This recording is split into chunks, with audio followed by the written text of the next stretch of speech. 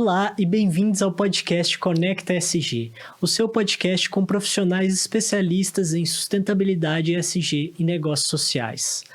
Você já parou para pensar em como as grandes multinacionais fazem para estabelecer ações de sustentabilidade ESG dentro das suas diferentes operações no mundo? Nesse podcast de hoje, nós vamos conversar com uma convidada que é especialista em sustentabilidade e responsabilidade social, que atua há mais de 20 anos nas áreas de gestão ambiental, segurança do trabalho e ESG na Unilever, que é detentora aí de marcas muito conhecidas como Omo, Rexona, Dove, Kibon e tantas outras, e que além de todas essas marcas também é muito reconhecida por sua agenda em sustentabilidade. Então, eu tenho o prazer de falar hoje com Marina Iocco, Head Brasil de Segurança e Meio Ambiente, Foi a pessoa que fez o primeiro inventário de emissão de gases de efeito estufa da empresa, esteve à frente aí como liderança na gestão de crise do Covid, da organização, dentre outros vários projetos e várias conquistas, A gente estava junto, inclusive, Marina, em 2011, quando a Unilever foi reconhecida pelo Guia Exame como a empresa sustentável do ano. Então, enfim, apesar dessa cara de jovem, Marina, uma verdadeira enciclopédia do ESG nessa gigante multinacional. Muito bem-vinda, Marina, e obrigado por estar aqui hoje conosco. Eu que agradeço, Adriana. É uma honra novamente estar com você, fazendo essa jornada aí de ESG e a gente se cruzando pelos caminhos da vida. É sempre muito bom. E muito obrigada pelo convite também. Legal. Feliz de estar com você. Então, para começar, eu sempre peço, conta você, Eu falei aqui de algumas conquistas, de alguns trabalhos, mas conta você pra gente da sua trajetória profissional, Marina. Conto. Acho que até antes de comentar sobre minha trajetória profissional, eu falo que é legal entender que há 20 e poucos anos atrás, quando você escolhe, trabalhar na área ambiental, o que significa isso, E eu falo que muito antes de eu entrar, na Unilever, que é onde eu tô hoje, Vou completar 21 anos de companhia, tudo começou, na verdade, como estágio técnico, Eu comecei na Unilever como estagiária técnica, mas a escolha desse estágio foi muito, desse curso foi muito interessante, porque há 21 anos atrás, ninguém sabia o que era. Então, eu falo que eu tive um apoio, um impulsionamento, dos meus pais. Então, procurando lá um colégio técnico, eu encontrei, me encontrei, na verdade, quando eu li, falei, puxa, é a minha cara esse curso.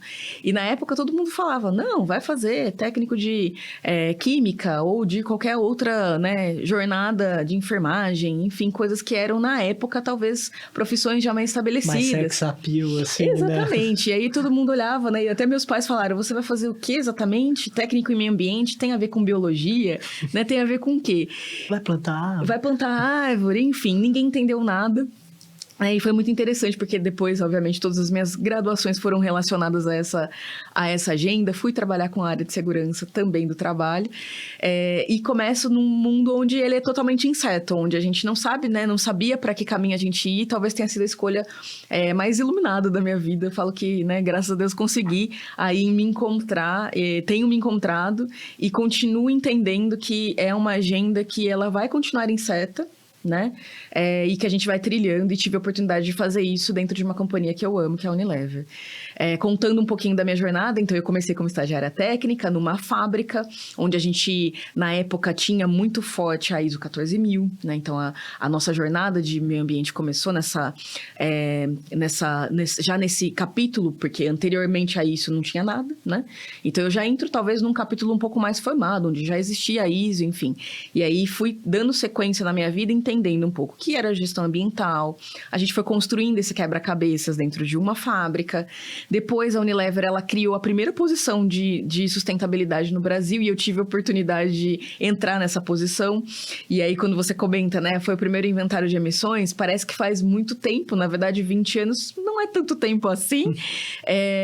Mas realmente foi o primeiro, E a gente fala, eu não sabia exatamente o que a gente ia fazer. E eu lembro que o meu chefe, na época, falou para mim, Marina, nós vamos fazer um inventário de emissões. Não sei o que é também muito curioso, e foi talvez o meu padrinho nessa jornada, que ele era muito inspirador, era um cara muito estudioso nessa jornada de sustentabilidade, muito à vanguarda, inclusive, e surgiu dele essa ideia, e aí fui estudar.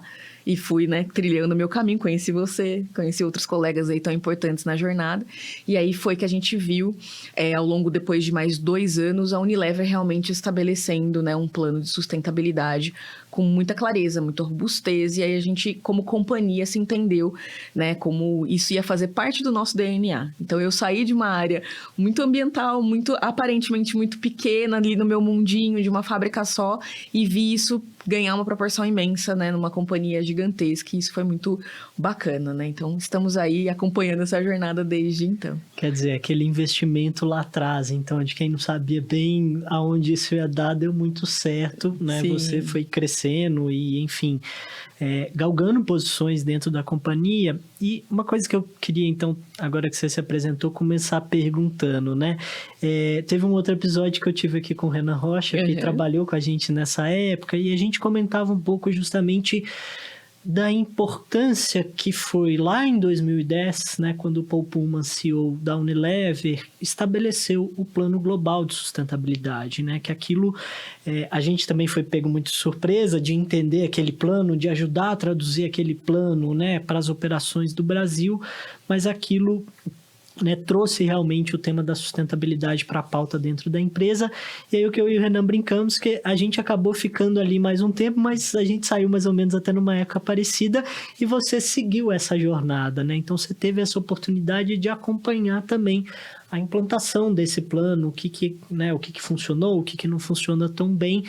Então, eu queria que você comentasse um pouco, né, do que foi esse Plano Global de Sustentabilidade para a Unilever, de como foi a sua implementação e de um balanço que você faz, né, dessa trajetória, desses 10 anos ali, 2010, 2020, né, que foi o período onde o plano foi estabelecido. Legal. E é bem interessante sua pergunta, Adri, porque às vezes até a gente não para fazer a análise da retrospectiva, né? Então, quando você me faz essa pergunta, eu falo, deixa eu pensar um pouco como foi a jornada, porque viver a jornada é muito interessante, né? E aí, a hora que você para tirar um retrato, você fala, puxa, o que vivemos, né? E como foi tudo isso? Então, a gente sai realmente, e aí eu acho que traduzo bem, né, esse tema da ISO 14000, onde você traz a certificação, uma necessidade de compliance, e de repente vem uma estratégia empresarial completamente distinta. Né? E distinta e muito aspiracional, onde a gente fala para todos os líderes, olha, a gente vai dobrar de tamanho, reduzindo pela metade os impactos ambientais. E a época era alguma coisa visionária, a gente falava, é impossível chegar nisso, né? Puxa vida, como vamos chegar? E aí eu acho que a Unilever, de forma muito inteligente, traça formas da gente chegar, né? Então é daí que surgem metas mais ambiciosas, uma visão muito clara de quais são os temas, né, os aspectos ambientais que são de materialidade para a companhia. Então, a gente sai de um âmbito onde... E aí, eu acho que nessa vertente, o Brasil também esteve sempre muito à vanguarda dessa jornada, né? Então, nós começamos o footprint de CO2, mas também o GHG Protocol. Então, nos deu uma visão de falar, puxa vida, todos os sistemas que a companhia está colocando de forma global, eles têm materialidade, eles fazem sentido com o que a gente está vendo aqui no Brasil, e a gente começa a ligar os pontos e falar, legal, então o GHG Protocol, que, né, já trazia à luz quais eram as temáticas da sustentabilidade, porque sai do capítulo só ambiental, né? E como isso faz parte do negócio, e como a gente vai juntando, né, essa tríplice aliança mesmo de falar, a companhia vai dobrar de tamanho, né? E aí você fala, puxa, dobrar de tamanho, reduzindo impacto, naquela época também não se tinha tanta disponibilidade de tecnologia como algumas tecnologias que a gente vê hoje, da mais simples como energia solar, por exemplo, que a gente tem hoje na sua residência, né? Você pode ter na sua residência. Isso não era factível, né? Então, a gente começa a desbravar uma jornada onde a gente entende, primeiro, qual é a materialidade da companhia. Então, a gente vai passar por capítulos, né, de redução interna de consumos de água, geração de resíduos, e aí a gente nasce com o projeto do Aterro Zero. A própria agenda de CO2, então, vem as metas realmente para ser carbono zero, e aí você fala, o que é ser carbono zero? Né, efetivamente, a gente talvez nem tivesse a dimensão da cadeia como um todo, né, de como a gente ia ser carbono zero, em que lugares a gente queria ter, e eu acho que também, apesar de na época parecer muito visionário, hoje a gente olha, eram metas mais controladas, porque a visão que a gente tinha era da nossa responsabilidade, era do nosso calçado. Então, vocês como operações precisam reduzir esse footprint. Hoje a gente olha para isso e fala, tá dentro da nossa alçada. Parecia não estar, mas estava dentro da nossa alçada. E depois a gente pode comentar um pouco, mas na jornada seguinte aos 10 anos, a gente vê isso se expandindo para fora da companhia, numa responsabilidade social muito maior. Então, fazendo a retrospectiva, eu vejo que toda a jornada que a Unilever construiu, ela conseguiu não só desbravar, mas ela conseguiu, através das associações também, e dando a mão para outras empresas e entendendo que a gente tinha de similaridade e ganho onde realmente a indústria pode fazer a sua parte. E a gente sabe que talvez uma palavra mágica para isso tudo é escalabilidade, né? A gente traz escala e junto com outras empresas, por exemplo, posso ter uma empresa que não é minha concorrente, mas posso dar a mão e conseguir seguir uma jornada, fazer junto. E essa visão, há 10 anos atrás, mais de 10 anos na verdade, era uma visão quase, né, não existia, né, essa jornada do caminhar juntos. E aí o que eu posso trazer de balanço, assim, eu acho que primeiro foi um balanço de muito aprendizado, então a gente foi se entendendo e entendendo como tudo isso aterrissava em cada um dos negócios da Unilever. A gente sim entregou todas as metas que a gente tinha, né, pelo menos falando a nível Brasil. Então a gente viu que ao longo dos 10 anos isso foi factível, quando a gente pensava que talvez não, mas ele foi factível. Metas desafiadoras, mas que dão para ser cumpridas. Exato. E aí é onde entra um pouco para mim do grande benefício de você ter um líder visionário, um líder que te traga para uma ambição que às vezes os teus pés não estão alcançando ainda, né? É você entender que trabalhando em conjunto e fazendo equipes multidisciplinares, inclusive com empresas externas, e colocando o desafio para ser discutido efetivamente, a gente foi encontrando soluções diversas. Algumas soluções que a gente já tinha no mercado e que talvez a gente não tivesse aberto a nossa caixa do mundo Unilever para conhecer outras iniciativas.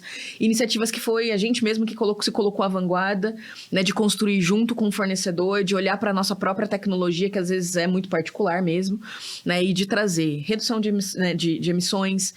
Hoje a gente olhava, né, projetos de redução de CO2 e falava, essa tecnologia não vai caber nesse sapato, né?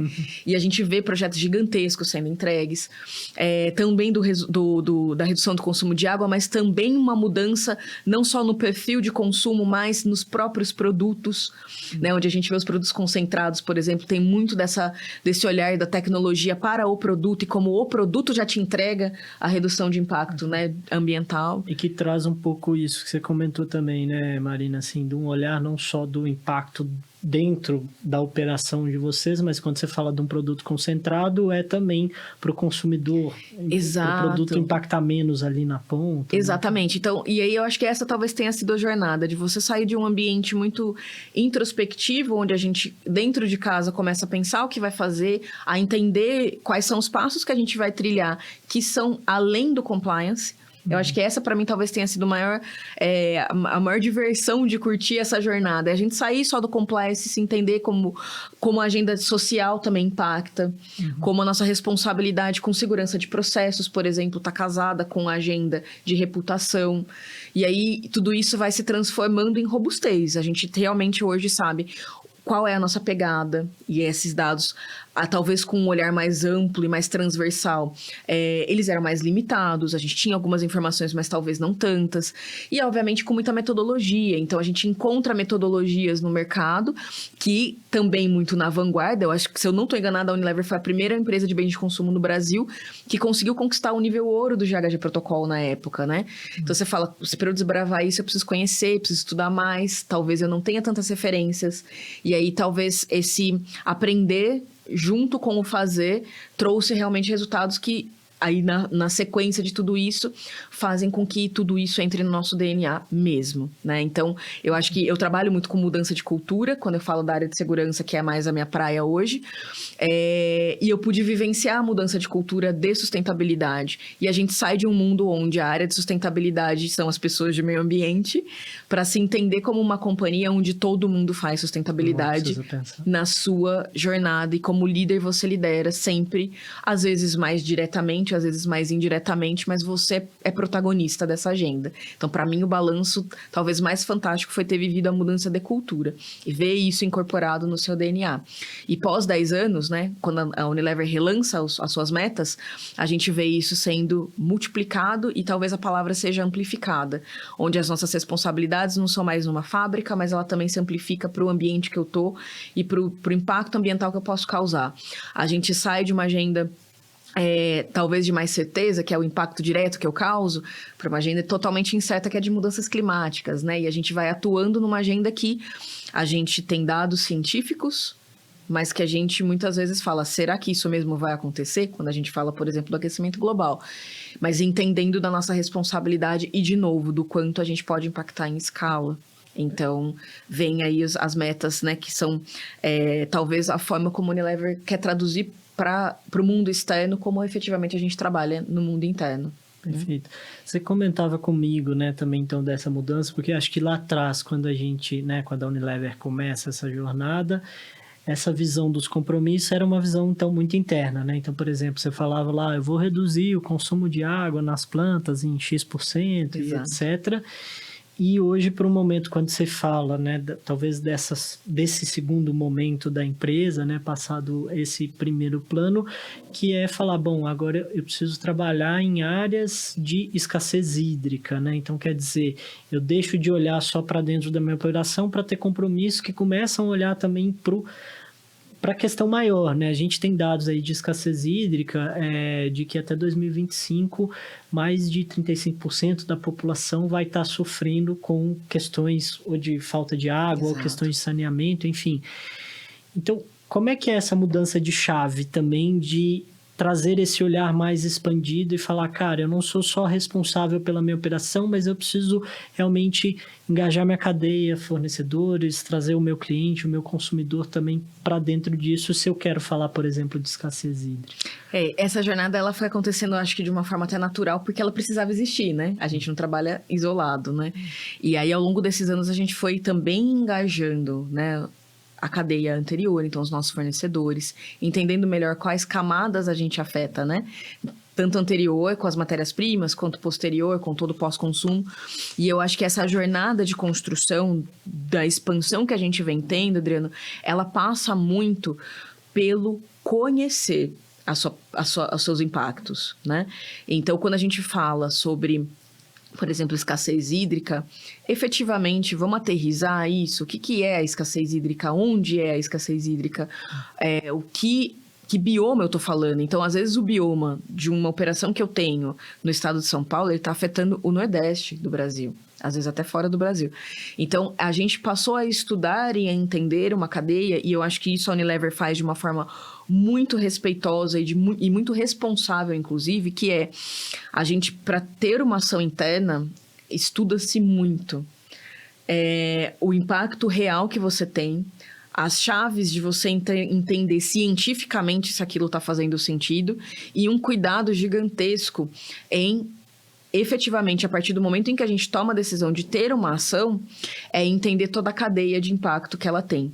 Porque, muitas vezes, a falta de conhecimento e não encontrar coisas em prateleira, porque a sustentabilidade passa por esse novo capítulo. Uhum. Eu não tenho... A ISO 14000 me trazia muito isso. Para ser compliance, você precisa ter isso. E aí, eu pegava de prateleira consultorias que me ajudavam e chegava até ali. E hoje a gente está desbravando um mundo que ele é muito incerto, né? Quais impactos eu efetivamente posso ter com um fornecedor? Ele vai passar por diversas agendas sociais, camadas de sociedade que, né, a gente fala que são muito complexas, né? Quando a gente fala de mão de obra infantil, uma mão de obra escrava, que a gente precisa se aprofundar talvez nessas camadas e entender, por isso eu trago muito forte a materialidade de cada um dos temas. Ele não se limita a ter uma matriz de materialidade e você falar, talvez os meus impactos aqui mais materiais para esse ano são esses. Não, é se aprofundar nessas camadas e entender muito mais profundamente até onde você chega nesse impacto e até onde a sua empresa está afetando. E eu acho que a Unilever faz isso de forma muito brilhante e muito até, às vezes, conservadora. Porque para dar um passo, a gente realmente estuda muito. E isso foi permeando a companhia. Então, eu tenho áreas de especialistas em sustentabilidade e essa especialidade, como a Unilever trabalha com as marcas globais, ele vem da nossa área global. Uhum. Então, os estudos, eles partem das áreas globais, a gente faz essa análise do que realmente faz sentido para cada uma das marcas e como a gente quer levar a estratégia empresarial através delas e como a sustentabilidade vai trazendo um ambiente onde eu tenho produtos com menor impacto, mas obviamente também com rentabilidade, né? Afinal de contas, a Unilever está aí para isso também. E aí a gente entra em camadas mais profundas de conhecimento. E eu acho que através desse conhecimento é que a gente consegue ter ações talvez de forma mais assertivas e que duram mais tempo, que tem longevidade. Eu acho que para mim é onde a gente sai de um âmbito que também é desafiador, que é muito interno, mas para um âmbito absolutamente fora do nosso controle. Inseto, e que obviamente é cheio, né, de julgamentos, que às vezes as pessoas olham, né, e numa perspectiva única vão falar, você está fazendo certo, você está fazendo errado, e aí acho que a tentativa da companhia é sempre trazer o que é correto, né? Perfeito. E até vou pegar esse gancho então, né, porque a gente fala, eu sempre falo isso como um ex-funcionário da empresa, né, acho que a Unilever teve e está ainda nessa vanguarda da agenda da sustentabilidade, mas eu até brinco, né? Como diria o Homem-Aranha, grandes poderes trazem grandes responsabilidades, né? E talvez juntando com um pouco isso que você fala, porque ao mesmo tempo que, né, por vezes existe esse reconhecimento do que a empresa está fazendo, você também traz, e a gente sabe que acontece também, às vezes existe muito questionamento, existe muito, nossa, mas poderia estar fazendo mais, né, pelo tamanho da empresa e tudo isso. E claro que uma empresa do tamanho da Unilever sempre vai ter o que a gente chama dos tetos de vidro, né? Por melhor que o trabalho seja, é difícil fugir disso. E eu queria que você comentasse, porque eu vejo muito isso como um desafio do profissional do ESG e da sustentabilidade, né? Por vezes ele está né, sendo super elogiado, tá tudo muito bem, e por vezes ele vai ser crucificado por aquele mesmo trabalho, né? Então, como é que é lidar com essa dicotomia, assim, como é que é lidar com, às vezes, visões tão distintas, né? Que, por um lado, pessoas que vão super reconhecer, por outro, pessoas que vão super criticar. Como é que você lida com isso? Eu acho que, assim, tudo é uma questão de perspectiva, né? Então, a perspectiva de quem tá vendo uma ação, ela vai calçar um calçado, que a gente precisa entender qual é. Eu acho que a companhia, ela tem esse olhar muito cuidadoso, a gente tá em 100% dos lares brasileiros, né? Então, existe um olhar muito cuidadoso em como a gente faz, e por isso que eu trago muito essa pauta, né, à mesa. Estuda-se muito, né? A gente vai muito atrás de bases e referências científicas para conduzir as ações. Então, eu acho que dentro dessa preocupação, é óbvio que existe a preocupação, eu acho que não teria uma empresa que pense em longevidade sem pensar em como vai construir a sua própria imagem, a sua reputação ao longo do tempo. E a Unilever, talvez de forma muito maestra mesmo, ela conduz as ações em bases científicas, né? Então, todas as ações, qualquer mudança de produto, tem um cuidado genuíno, né? E eu, não por estar dentro da companhia, mas me orgulho muito de ver esse caminho sendo traçado de forma muito genuína. Mas, de novo, né? Sendo uma empresa do tamanho que é, sempre vai ter a perspectiva de quem olha e fala, olha, esse ponto não tá bom. E aí, trazendo para o âmbito pessoal, eu falo, né? A gente não consegue agradar efetivamente todo mundo e eu acho que a gente precisa da escutativa. Então, quando eu trago para a mesa, né, um questionamento ou alguma crítica, eu preciso da escuta. E eu acho que a Unilever também faz isso muito bem. É sentar à mesa com quem está também trazendo os questionamentos, para entender qual é a perspectiva, para que a gente traga a verdadeira materialidade que a gente tanto fala na sustentabilidade. Então, não é o escutar só o que a gente gosta, mas é escutar também um pouco mais, né, das críticas.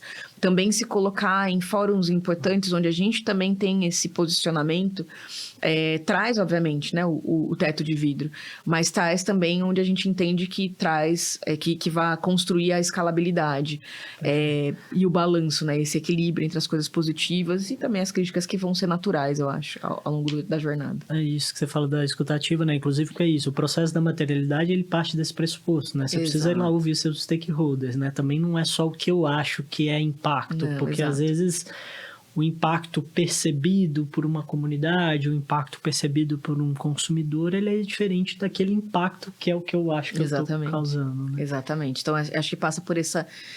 O trilhar a cultura também passa por essa jornada, né? Onde você vai fazer uma ação e aí você recebe críticas que você não esperava. Mas eu acho que isso é como seres humanos, né? A gente vai passar exatamente por isso, a empresa não é diferente. E quando você resolve se colocar num lugar de vanguarda, a gente sabe que isso é natural, né? né? Então, acho que a gente se prepara muito em que sentido? Fazendo o que tem que ser feito de forma correta e ética dentro do nosso âmbito, é fazer realmente aquilo que, por ser muita agenda também nova, inovadora e incerta, é estudar muito e trazer muita base científica para essa agenda. Legal. Nessa linha, acho que também da inovação, do que a empresa foi puxando na frente, né? Hoje eu trabalho com algumas empresas que têm o desafio de se tornarem aterro zero, né? E a Unilever conseguiu isso em 2014, né? Um pouco nessa sequência ali do plano global, essa talvez tenha sido das primeiras metas concretas, né? A tornar todas as suas operações aterro zero no mundo inteiro. Inclusive outras concorrentes, Procter, Nestlé, foram conseguir isso alguns anos depois, né? Também hoje já estão nesse nível de aterro zero, mas eu, né, faço consultoria também com muitas empresas nacionais e que por vezes estão nessa trajetória ainda de quererem, né, se tornar aterro zero. Então colocaram isso como ambição também, mas, né, ainda tem um caminho. O que você daria de dica, né? Pensando, eu não sei, hoje na Unilever no Brasil são 7, 8 fábricas, não lembro mais. São 8 operações, né? Então, as 8 operações já aterro zero, mas o que você dá de dica para alguém aí que está nessa trajetória, está buscando essa meta de se tornar aterro zero? Eu acho que a começar, a ambição precisa vir da liderança, né? Porque você tem que estar disposto muitas vezes você vai fazer momentaneamente pequenas, a gente fala de trade-offs, né? Pequenas escolhas que podem, naquele momento, impactar financeiramente, mas que você está enxergando o benefício a médio e longo prazo, né? Então, um olhar muito grande que a gente teve foi, por muitas vezes, a gente se via em desafios onde talvez o custo, naquele momento a gente falava, puxa, vai custar um pouco mais, mas qual é o custo do médio e do longo prazo, né? E aí, um pouco do que a gente fala eu falo que no Brasil, eu trabalho para 13 mil pessoas, né? E quando a gente começa a olhar para o olhar ESG, na verdade, eu não trabalho para 13 mil pessoas. Eu trabalho para mais de 100 anos de história. Então, quando eu coloco o valor de uma reputação na mesa, é que eu começo a entender o quanto está custando cada uma das ações que eu coloco e quanto eu quero ter lá na frente, né? E o tema do aterro, a gente sabe de todos os impactos negativos que a gente pode ter, da nossa responsabilidade por um longo prazo, né? E uma responsabilidade muito maior, talvez, que é você se entender como o gerador desse problema, né? E quando você coloca esse calçado e começa a ver que sim, e aí eu acho que o Brasil, nesse aspecto, tem muitas opções, né? De formas distintas de você conseguir encontrar caminhos para transformar o seu resíduo numa circularidade muito mais saudável. O Brasil, ele é muito criativo, né? O brasileiro tem muito dessa criatividade, facilita muito a nossa vida. Talvez o que pegue mais é a logística, né? Então, às vezes, você encontra um fornecedor e aí vem o teu âmbito também de responsável, né? Esse fornecedor é adequado, ele tem também os mesmos critérios que eu quero que ele tenha de ESG e de atendimento de compliance. E aí você vai desbravando quem pode receber e destravando uma agenda que, para mim, talvez seja a mais complexa na agenda de resíduos, que é a logística, né? A depender, inclusive, de onde você se localiza, né, como uma empresa menor. E acho que talvez só um último ponto é as parcerias. Você não está sozinho nessa agenda. Então, às vezes, a logística ela é compensada nas parcerias que você cria, achando seus similares aí, né? Isso. Você falou de uma coisa que para mim é interessante, né? Esse lance do custo e reputação. E aí eu, né, no meu mestrado, doutorado, estudo a mineração, né? E a gente olha muito para as tragédias que o Brasil viveu recentemente em termos de barragem, né? E eu sempre falo um pouco isso, porque em algum momento as empresas tomaram decisões pautadas em custo, de eu não vou parar minha operação, eu não vou fazer a manutenção que eu deveria fazer, e que acabou se transformando num custo reputacional infinitamente maior do que aquele custo inicial, né? Então, quer dizer, e eu sempre trago isso como exemplo também para falar um pouco dessa gestão de riscos, que por vezes passa por essas decisões em pequenas e médias instâncias, mas que faz às vezes a gente se questionar, será que esse custo é realmente o mais barato, né? Porque às vezes o barato sai caro em certas situações, quando às vezes a gente calcula mal o risco. Exato. E aí isso se torna algo muito maior, né? Então eu sempre trago esse exemplo, e nesse exemplo ainda da mineração, uma coisa que depois também, né, a gente ouviu muito na mídia, as próprias empresas que estavam envolvidas foi respostas do tipo, mas essa barragem que eu utilizava, ela era permitida pela lei, né? E aí você já falou em alguns momentos aí sobre essa questão, né, e aí eu digo também, né, as empresas quando começam essa agenda ESG, então tem muitas empresas que estão às vezes nesse nível básico de compliance, de cumprir a lei, aí vem uma ISO que começa às vezes a provocar um pouco mais, né, já trazer um pouco mais, você precisa ter uma política e etc., mas é isso, né? Você já falou algumas vezes, eu queria mais que você reforçasse um pouco essa importância, mas como a agenda ESG, por vezes, ela vai além disso, né? Além do compliance, além do ISO, e por vezes é isso. Eu também me deparo com consultorias que a gente vai fazer, chega numa empresa, aí você vai falar, vamos conversar da agenda ambiental, por exemplo, o cara enche a boca para falar, não, mas a gente aqui já tem ISO 14001. E aí você vai ver os processos, as práticas, às vezes não tem nem a coleta seletiva dentro da operação não está sendo bem feita, ou você tem um processo de contaminação do solo num processo produtivo que não está sendo olhado. Então, enfim, tudo isso para te perguntar e te passar um pouco essa bola, a importância das empresas, então, olharem para o além do compliance, olharem para o além do cumprimento de uma ISO. Eu falo que são camadas que a gente vai acessando dentro da empresa, né? Eu acho que a ISO ela é uma das camadas, né? E você precisa ir acessando outras camadas. Uhum. Eu falo que se você quer entender de ESG, você precisa entender qual é a sua estratégia empresarial. Ponto.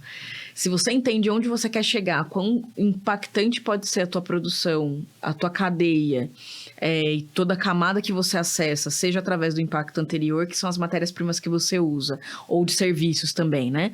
E as camadas seguintes, que é o impacto que o seu serviço ou que as suas atividades e produtos causam, começa a ficar mais fácil esse olhar, né? E a entender que camadas eu quero acessar e que metodologias eu posso ter e que sorte a nossa ter muito mais metodologias hoje em dia para ajudar a gente a buscar essas camadas de forma mais rápida, mais lógica, talvez com menos dificuldade do que a gente tinha há 20 anos atrás, que não tinha método, né? Então, assim, a ISO ela é uma das camadas, mas o que você precisa entender é que o ESG, na verdade, ele está dentro do seu DNA. Então, como estratégia empresarial, você não tem uma empresa, né? Se ninguém tem uma empresa que você fala assim, eu quero falir no próximo ano, né? E aí, para isso, você cria estratégias financeiras, estratégias baseadas nos seus investidores. E a pergunta que a gente tem que se fazer é, colocando o calçado do meu investidor, do meu acionista, às vezes pode ser uma empresa menor, mas quem é do meu consumidor, que hoje está muito mais crítico, se eu coloco esse calçado, e se eu coloco o calçado de uma empresa que quer perdurar durante os próximos, 100 anos, o que eu tô falando? Eu tô falando simplesmente de eu ter uma camada que é só a camada do compliance, ou eu tô falando de alguma coisa muito mais ampla? E, de novo, talvez você não precise simultaneamente acessar todas as camadas de uma vez, até porque isso é muito difícil. Mas, voltando à materialidade, é buscar o que importa para você nesse exato momento, acessar essas camadas e ir galgando o seu passo a passo. Né? Às vezes a gente fala do aterro zero, às vezes é um passo que você tá dando, mas que é um passo importante, que vai te evitar problemas reputacionais lá na frente. E eu falo que ter profissionais que conheçam, que eles podem ser internos ou eles podem ser externos. Buscar conhecimento para construir as camadas do ESG, eu acho que não existe ESG, na verdade, sem parcerias, né? E para dentro de empresas que, às vezes, não tem esse olhar, eu falo que buscar as parcerias, escuta ativa, ele é importante para que você construa a sua estratégia empresarial. Perfeito. E talvez complementando isso que você traz, que eu acho que é interessante, né? O próprio aterro zero, ele no fundo, se você for pegar ISO e compliance, ele não é uma coisa que a lei brasileira hoje exige e nem que a ISO vai te falar, você precisa ser aterro zero, mas já é um pouco desse olhar de alguém que está enxergando mais à frente, falando, olha, eu não posso ficar só nisso, né? E aí também essa questão da ISO, que por vezes o que eu sinto quando você fala das camadas, né? Às vezes para algumas organizações é isso. Quando eu chego na ISO, parece que eu cheguei num ponto final, ou numa camada que agora eu já completei tudo que eu precisava fazer em termos ambientais e eu não preciso me provocar ou me desafiar mais, porque se alguém vier questionar, eu tenho a ISO, né? Mas é isso que a gente fala, né? São as camadas que você precisa encontrar. E ele é muito mais profundo, né? Você tem que descer muito mais nessas camadas. Mas agora eu vou mudar um pouquinho aqui, né, do nosso papo, mas você trouxe já algumas vezes essa questão da incerteza, do cenário das incertezas, né? Se a gente for pensar mesmo, a gente fala, por exemplo, da questão das mudanças climáticas, a gente sabe que a gente precisa frear as emissões de gases de efeito estufa, mas, de verdade, a gente não sabe o que vai acontecer daqui a 20, 30 anos com o que a gente está fazendo hoje, né? E eu queria que você falasse um pouco, então, mais para esse profissional do ESG da sustentabilidade, que por vezes é isso, ele tem que lidar com esse cenário de incertezas, né? Então, como é que é isso para você e que dicas que você daria para esse profissional de ter que navegar sempre um cenário que por vezes vai ser incerto? Eu acho que quanto mais a gente vai se aprofundando na camada de incertezas, né? E a gente passou por inúmeras nesses últimos anos, quando a gente pensa também no Covid, enfim, outras agendas, a gente começa a acessar um lugar que a gente, como ser humano, tem medo, que é onde você não tem mais controle, né? E como líder, eu acho que talvez a nossa grande missão é entender que grande parte da sua agenda vai ser a agenda que você não tem controle. E da gestão de ações incertas e muitas vezes que são crises também, né? Uhum. Então, a gente não sabe para que caminho vai a mudança climática, mas, sei lá, um mês atrás teve uma chuva imensa na cidade que eu moro, que destruiu a cidade inteira, ou na cidade que eu moro, por exemplo, numa cidade litorânea, e aí eu tive um mini tsunami. Ou na cidade que eu moro, não nevava, passa a nevar. Então, quando a gente começa a acessar essas camadas, né, do que está acontecendo no mundo, o mundo se tornou um mundo incerto.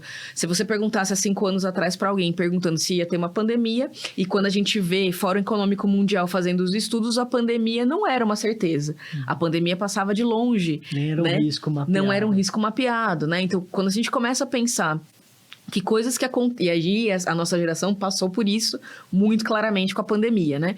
Você começa a acessar algumas camadas que as empresas, elas precisam estar preparadas para viver uma coisa que elas não sabem que elas vão viver. E hoje, inclusive, a gente fala, né? Empresas, elas têm os setores, vão criando setores novos, inclusive um deles é o setor de gestão de crise, né? Então, a gente forma profissionais hoje no mercado que não existiu há alguns anos atrás, que é o profissional que faz a gestão de crises. Mas por quê? Porque tudo isso traduz, na verdade, muito em como, de novo, a tua estratégia empresarial, ela está enxergando o futuro e não o presente. E o futuro, ele é incerto, o futuro não tem exatamente uma clareza, mas você, como uma empresa, precisa traçar passo a passo onde você quer chegar. A sua estratégia empresarial precisa estar muito clara para falar qual é a materialidade, que camadas você realmente quer acessar, voltando ao ponto anterior, porque aí você, como líder, traz a visão para as pessoas que estão dentro da tua empresa, né?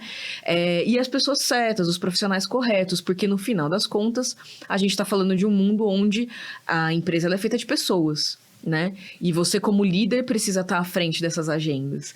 E a gente vê exemplos e exemplos de como uma liderança ela pode ou não estar numa agenda para dentro da sua camada, que é a interna, né? Favorecendo a agenda de trazer longevidade para a empresa ou não. Então, acho que para mim, talvez o maior aprendizado da incerteza é você ter pessoas profissionais corretos, preparados para lidar com um ambiente que a gente chama de ambiente VUCA, né? Sim, é tudo muito incerto, a gente adora ter controle das coisas como seres humanos, é primitivo, né, que a gente tenha, né, assim, um ambiente muito mais preventivo do que reativo, mas é se entender num mundo onde a gente não vai ter controle. E aí, como eu preparo esses profissionais com segurança psicológica, como eu preparo esses profissionais num ambiente onde o erro também é aceitável. Então, quando eu falo de acertar o tempo inteiro, a gente não acerta o tempo inteiro, né? Quando você fala de um crítico, às vezes você, com a melhor das intenções, faz uma ação e você olha um crítico e fala, puxa vida, ele tem razão. Né? Não olhei com essa perspectiva, e tudo para mim é uma questão de perspectiva, né? Então, eu acho que acessar essas camadas e tentar o máximo possível, de novo, buscar referências científicas. A gente pode não saber o que vai acontecer daqui 30 anos com as mudanças climáticas, mas será que eu tô olhando para o que está acontecendo nesse último ano? Será que eu consigo entender o que impacto eu posso causar para essa temática? E encontrar, para mim, acho que talvez as palavras que sejam os seus inegociáveis como empresa e como profissional. Quais são os inegociáveis? Então, para nós, um inegociável foi o Aterro Zero, onde a gente olhou e falou, essa agenda ela não cabe mais para nossa empresa. Ambição, tem desafio, não foi fácil, a gente precisou de um tempo. Mas fizemos. E hoje a gente encontrou um caminho. E assim vai caminhando para todas as agendas. Eu olho para operações onde a gente falava, é impossível implementar uma tecnologia para reduzir o CO2 minimamente daquela operação. E hoje a gente olha e fala, a gente conseguiu desbravar esse caminho achando parcerias. Então, acho que você estar preparado, com uma equipe preparada e que se entenda nesse mundo incerto, são caminhos importantes aí para a sua empresa. Perfeito. E você falou da pandemia, né? E dentro desse cenário também, assim, a gente falou já muito de meio ambiente, mas, né, você teve sempre esse chapéu duplo, meio ambiente e segurança, né? Hoje a sua posição é essa, head de segurança e meio ambiente. E nisso eu imagino que um dos maiores desafios deve ter sido de lidar com a pandemia, né? No momento que, né, ninguém nem sabia muito. Você falou da incerteza, ninguém sabia muito. Vinha aquela história, tem que usar máscara, álcool gel e etc. E praticamente, do que eu conheço também, as fábricas acabaram não parando, né? No momento que estava todo mundo fica em casa e etc. E você teve à frente dessa agenda, né? Dentro da organização. Então, eu queria também que você contasse um pouco de como é que foi esse desafio, né? De lidar com essa situação de crise, fazer essa gestão de crise e, né, trabalhar num cenário onde, na verdade, ainda se sabia muito pouco, né? Mesmo cientificamente, quando você fala precisamos estudar e tudo, mas assim, tava todo mundo procurando saber ainda o que nós precisamos fazer. Acho que talvez tenha sido uma das experiências mais enriquecedoras como líder, mas é pessoal também, né? Porque eu falo, talvez tenha sido a experiência onde a gente entendeu que não existe a diferença entre trabalho e a vida pessoal. E que a gente carrega talvez esse olhar para frente agora, de entender a vida como uma só, né? Uhum. Eu falo que talvez, para mim como profissional, foi muito desafiador, porque você mexe com um lugar muito de senso imediatista, de que efetivamente as pessoas, você pode perder uma pessoa próxima. Uhum. Ela pode ser do seu trabalho, mas ela pode ser da sua família, né? Uhum. E, de novo, a incerteza de você não saber para que caminho você vai, ela é muito peculiar, porque nós, e aí vou colocar o meu chapéu até mais da segurança ocupacional, a gente quer criar métodos, né, para que as pessoas não se acidentem. Então, as coisas, às vezes, elas são muito lógicas. Eu tenho equipamento, eu coloco proteção, né? Eu uso os EPIs como proteção individual como minha última barreira. Quando eu vou para a camada da saúde, e aí como você começa a avaliar, né? Puxa vida, eu tenho um vírus que eu não sei o que fazer com ele. As pessoas estão morrendo. E aí você está numa empresa que a pandemia precisa de você. Uhum. Porque a gente produz produtos justamente de higiene e limpeza. Uhum. Então a gente falava, como traduzir tudo isso? E aí eu posso dizer com muito brilhantismo que eu acho que a Unilever teve internamente, com excelentes líderes que estavam preparados para fazer gestão de crise.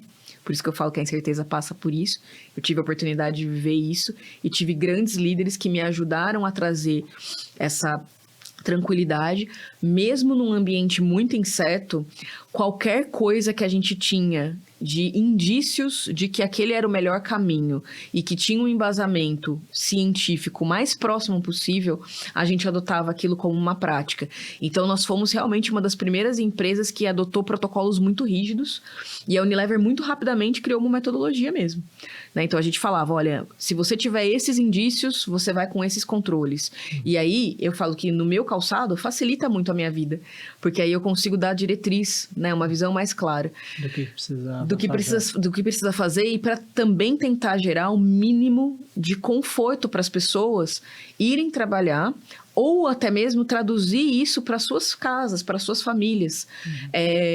Os inegociáveis, né? Olha, você não pode sair de casa, quando ainda não se tinha o blackout no Brasil. Uhum. E a gente falava, evitem sair de casa, evitem sair de casa. E aí a gente vai tomando as decisões, né? De lockdown e tudo mais, a companhia estava sempre um passinho à frente. Muito pequeno, porque era tudo muito incerto, mas eu sempre vi a Unilever um pequeno passo à frente. Tanto que a gente chegou num determinado momento, né, no auge da pandemia no Brasil, onde eu tinha relatos dos nossos funcionários em que eles pediam para estar no ambiente de trabalho, pois eles se sentiam mais seguros dentro do ambiente de trabalho do que fora dele.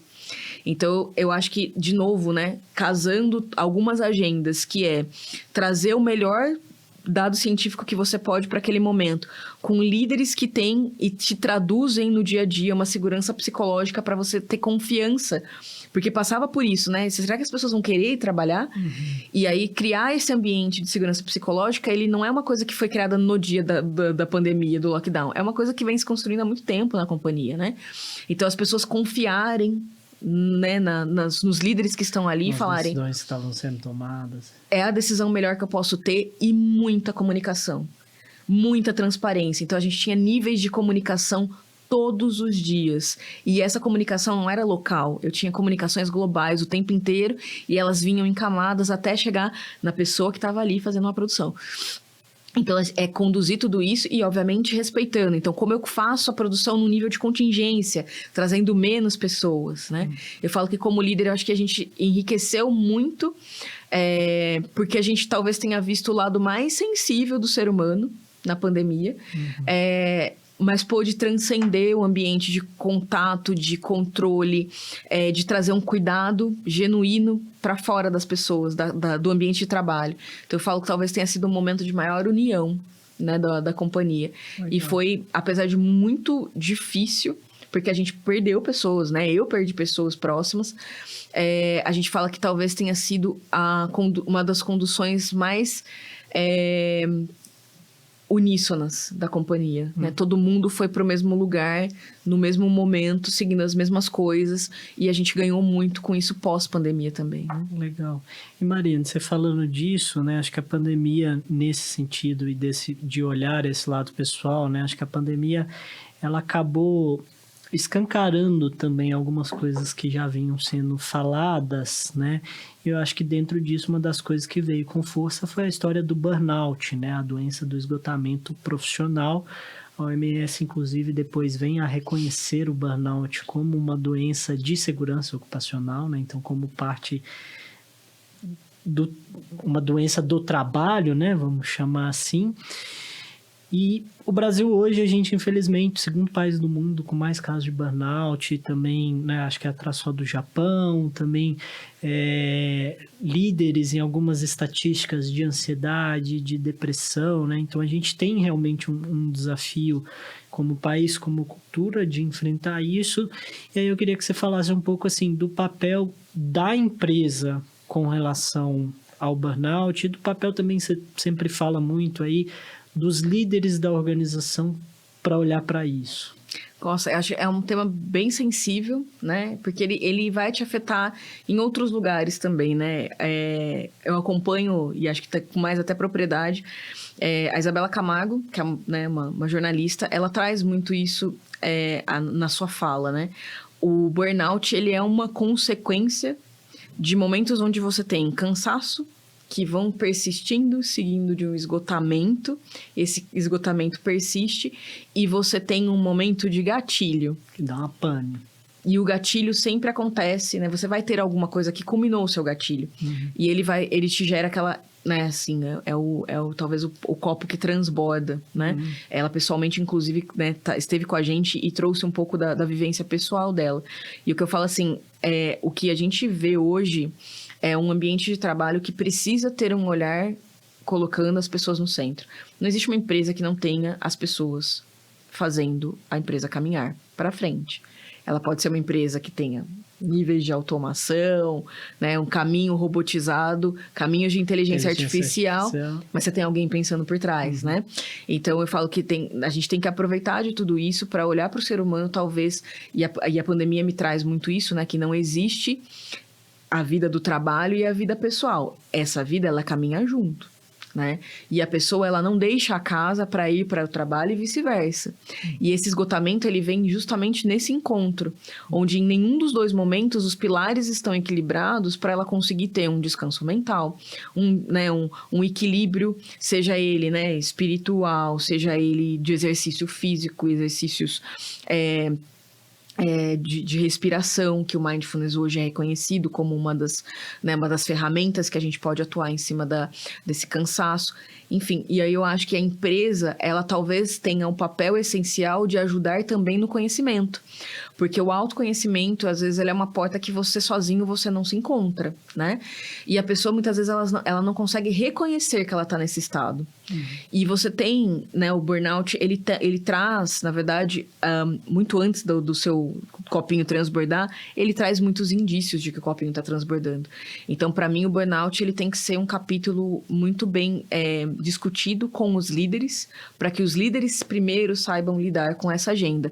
Para mim, também é uma construção, né? Você fala, como líder, você vai também evoluindo, né? Não sou a mesma Marina de 20 anos atrás. E, às vezes, alguma fala sua, a forma como você coloca um ponto, ele pode ser muito ok para uma pessoa, mas ele não é para outra. Então, conhecer cada um dos seus liderados, para mim, é o papel mais importante. E aí, como empresa, é dar canais mesmo de acesso a esse nível de conhecimento, de autoconhecimento. Então, eu falo que, né, nós como companhia, a gente trabalha muito forte a agenda de segurança psicológica. É uma pauta, né, onde eu pessoalmente lidero essa agenda para a minha área, mas como companhia. Recebo treinamento sobre, tenho uma bagagem gigantesca com a minha equipe de saúde, onde eu tenho acesso a benefícios ligados à agenda de mindfulness, de exercício físico, nutricional, que são pilares que nos ajudam a ter uma prevenção com relação a isso. Mas, de novo, talvez o principal ponto é preparar os líderes para que eles estejam, em primeiro lugar, com o autoconhecimento e a alta liderança. Eu falo muito para o meu time, né, uma frase que é conhecida também, que é: não existe alta performance sem performance. Então, é preparar a gente para a gente se cuidar e também para que eu possa cuidar do outro. Mas também trazendo ferramentas. Então, né, a gente traz o psicólogo, o assistente social mais para perto e desmistificando esses profissionais que muitas vezes no ambiente corporativo as pessoas elas têm vergonha de acessar. Então, também um cuidado muito disso ser sigiloso, né, e traduzir isso. Você falou um pouco desse mito. A minha esposa é psicóloga, né? E ainda existe na nossa sociedade, infelizmente, né, um pouco essa visão, às vezes, de que o psicólogo é para alguém que é doido, que tem um problema, né, assim, psicológico maior, quando na verdade tem a ver com esse autocuidado que você fala, né? Gostei muito dessa frase de que não existe auto-performance sem esse autocuidado, né? Se a gente não tá bem, como é que a gente vai conseguir performar bem? É a história do avião, coloca primeiro a máscara em você para depois colocar nos outros. Colocar nos outros.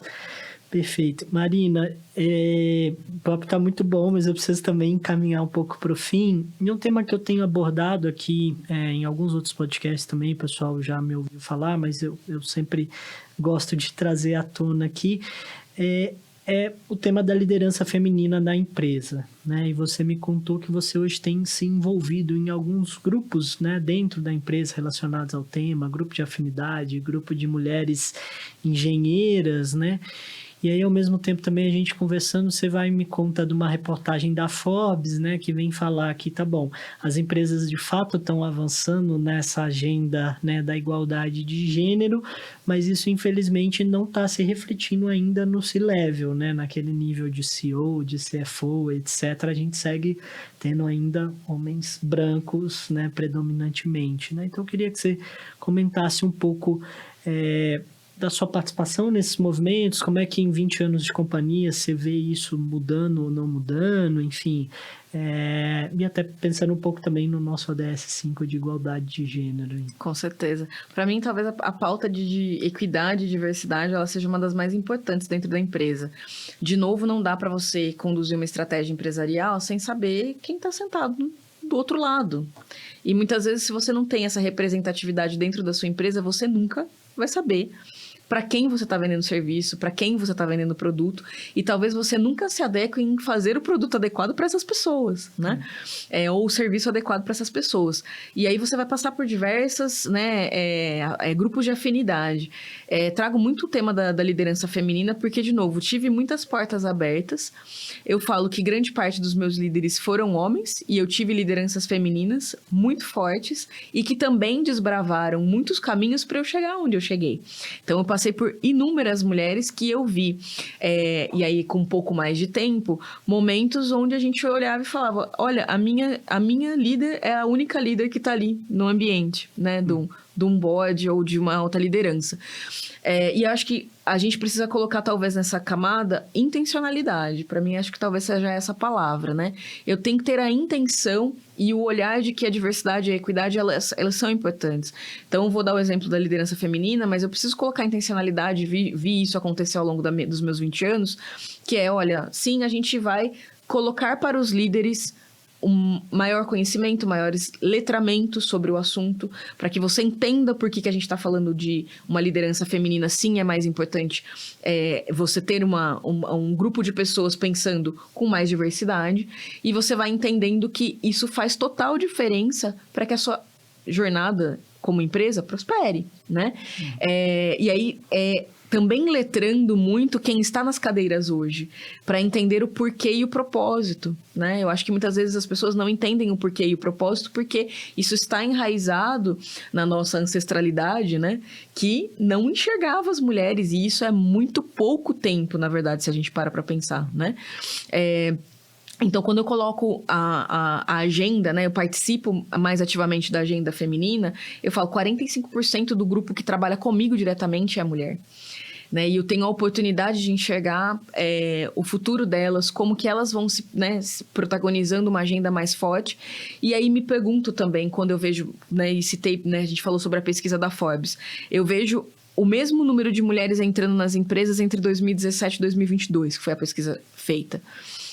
Só que aí, quando eu começo a olhar ao longo dos anos, entre 2017 e 2020, as mulheres vão deixando as companhias, principalmente quando eu olho as camadas de board, de C-level. E aí a pergunta é, por quê? E aí elas enxergam que elas não têm oportunidade de carreira. Então, a pesquisa chega nessa conclusão, né? Mais de 80% delas deixam essas empresas porque elas não veem oportunidade de carreira.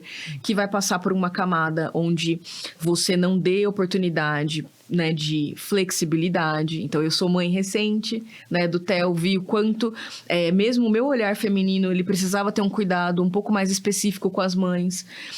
Sim, a flexibilidade ela é importante porque muitas vezes esse lado maternal, ele é só seu, né? Você não pode delegar ele para ninguém. E você querer equilibrar de novo a vida pessoal e a vida profissional, você precisa se enxergar como companhia a partir disso. Não é a profissional que tem que se esforçar e ter as oportunidades sozinha. A empresa precisa fazer parte da sua jornada, né? E você precisa ter essa abertura, essas portas abertas para discussões mais claras, para uma flexibilidade maior. E eu falo que acho que talvez a profissional ela valorize tanto esse trilhar junto com a empresa, que ela escolhe estar em empresas assim. Né? E posso falar isso com bastante tranquilidade. Eu escolho estar numa empresa em que valoriza a minha flexibilidade, que entende que talvez eu seja muito mais efetiva quando eu tenho essa flexibilidade.